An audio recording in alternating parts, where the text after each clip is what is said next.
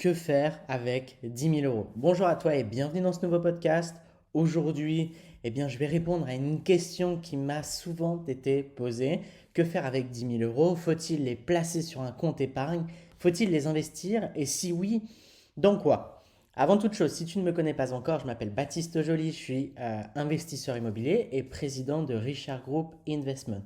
Une entreprise qui a pour vocation de t'accompagner dans l'investissement immobilier à haut rendement en toute sécurité et qui va te permettre d'optimiser chacune des étapes du process et donc d'accéder à l'investissement immobilier à haute rentabilité. Alors on va voir aujourd'hui, comme j'ai pu te le dire au début de ce podcast, que faire avec 10 000 euros. Alors si le sujet t'intéresse, je me propose de plonger tout de suite avec toi dans le vif du sujet. La chose à ne pas faire avec 10 000 euros. D'accord? On va commencer par là et ensuite on va voir ce que l'on va et ce que l'on doit faire avec ces 10 000 euros pour optimiser les résultats que l'on va pouvoir avoir dans ses finances. La chose à ne pas faire avec 10 000 euros. Imaginons que tu aies 10 000 euros qui dorment actuellement sur ton compte épargne. Je te propose de voir ce qu'il ne faut pas faire avec cet argent.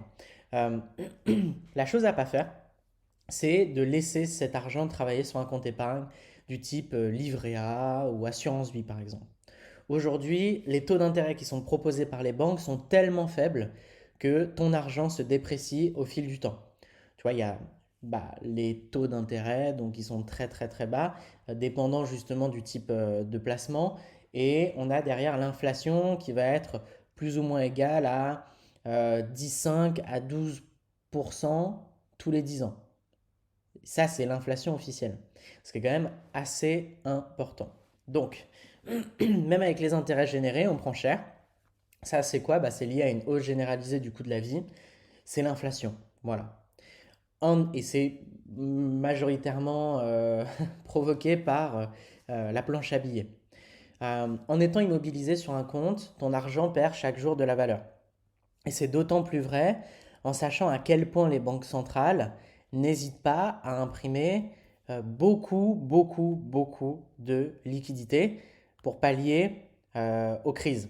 D'accord? Donc la chose à pas faire, c'est de laisser son argent dormir. La chose à faire avec 10 000 euros. Alors répondant à la question, ce que je te recommande de faire si tu as actuellement 10 000 euros qui dorment quelque part sous ton matelas ou à la banque, cet argent, moi je te propose de l'utiliser pour faire un investissement immobilier. Pourquoi? Parce que grâce à une partie de cet argent, il va être possible d'obtenir un prêt à la banque et de pouvoir t'acheter un bien que tu mettras ensuite en location. L'avantage, c'est quoi? C'est que tu vas te créer un canal récurrent de revenus passifs. Au début de chaque mois, tu toucheras un loyer. Alors bien sûr, il va falloir rembourser un prêt qu'on va prendre à la banque. Mais ce qui est intéressant, c'est que si tu t'y prends bien, il te reste de l'excédent. C'est-à-dire que le locataire te verse un loyer, ce loyer te permet de payer les charges liées à l'exploitation du bien, le crédit et la fiscalité, et il te reste de l'argent. Cet argent restant, c'est le cash flow positif, et c'est exactement ce qui me permet aujourd'hui de vivre à 100% des revenus que je génère grâce à l'immobilier, et tout cela en ayant commencé sans apport. Donc c'est de l'argent qui est perçu de manière passive, puisqu'on a mis en place des actions une fois qui nous rapportent sur le long terme.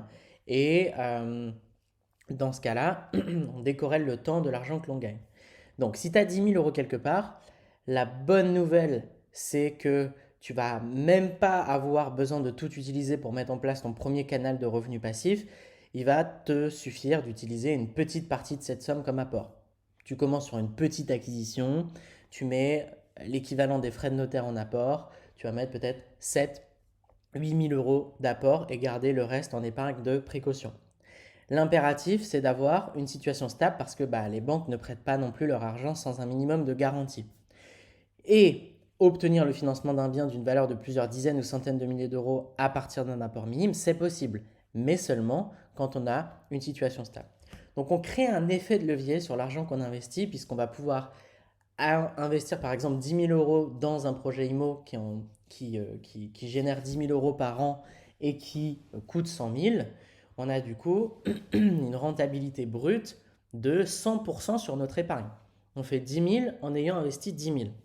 Après, il y a cette notion d'effet de levier, puisqu'on achète avec 10 000 un bien qui vaudra 100 000, enfin, qui vaut 100 000, mais sur lequel on sera 100% propriétaire un jour ou l'autre, sans avoir à faire un effort d'épargne. D'accord?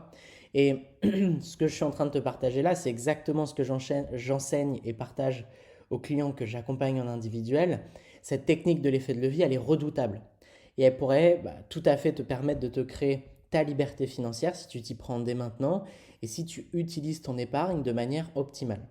Donc en conclusion, si tu as 10 000 euros qui dorment quelque part, je pense que tu l'as bien compris, mais je vais t'encourager à les utiliser pour faire ton premier investissement IMO. C'est un excellent moyen de commencer à te créer une situation financière riche à tous les niveaux, ça je peux te l'assurer. Donc si tu souhaites aller plus loin, si tu souhaites comprendre réellement comment, et avec une méthode en 9 étapes, investir dans l'immobilier à haut rendement en toute sécurité, je t'invite à t'inscrire dès maintenant avec le lien disponible dans la description à cette formation offerte. Et si tu es déjà OK avec notre process de transformation qui est appliqué par nos clients les plus dans la réussite et qui performe, surperforme même ce qu'un investisseur immobilier déjà aguerri peut réussir à créer comme résultat, et que tu souhaites te faire accompagner par une équipe d'experts, dans ce cas-là, tu as la possibilité, et seulement si tu as une situation stable, de réserver un appel avec un des membres de mon équipe pour qu'on puisse analyser ta situation et voir dans quelle mesure nous allons pouvoir t'accompagner. Tu as tous les liens dans la description. Je te dis à très vite pour mon prochain podcast. C'était Baptiste. Ciao, ciao.